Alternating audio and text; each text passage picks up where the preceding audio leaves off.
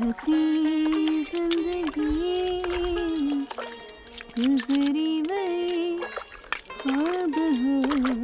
या हवा का खबर अमा पेरे अदा मलुका आहे घर में न मासी बाबो बनीता न है मोटियो भला तू खैर में पंध पे आई हई अम्मा ये मुंह वारो चोरो बशू हम सजी रात घर कोन आया चोरो अम्मा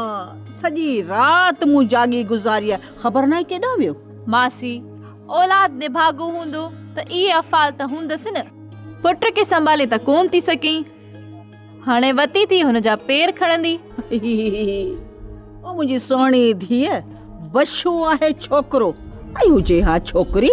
त घर में काबू करे विहारिया सा न हाणे छोकरो केतिरो वक्त घर में वेंदो वतंदो रुलंदो केतिरो आऊं काबू कयांस मासी घर में न विहार वांदे के इहो सबक सेखारिस त कोई कम कार कर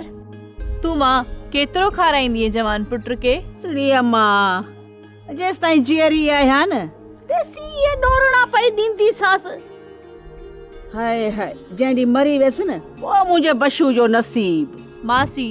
नसीब भी त मेहनत सां ठहंदा आहिनि भंग पीअण सां नसीब नाहे ठहंदो ये मां मूंखे त सुख ई नथो अचे का ॻाल्हि ई नथी वणे हुजे हा अधो मलूक घर में त चवां सा वञी मुंहिंजे बशू खे त किथां ॻोल्हे अच हथी को त करे अची मूंखे ॾे मासी बाबा बनी ते वियो आहे अचण वारो हूंदो तू वे त मां तुंहिंजे लाइ चांहि ठाहियां ना मां न मूंखे का ॻाल्हि नथी वणे राति खां वठी गिरह न खाधो अथमि रुगो छोरो बशू अचे ना मां चांहि जी तकलीफ़ न कर बसि वञा पई हाणे ॾिसां थी छोरे खे किथे सोप सीरियल सिंध जाई तमाम एपिसोड्स ॾिसो हाणे HD क्वालिटीअ में विज़िट करियो असांजो YouTube channel Sindh TV HD drama subscribe कयो असांजो official YouTube channel Sindh TV HD drama ऐं वधीक अपडेट लाइ बेल आइकन खे क्लिक करियो।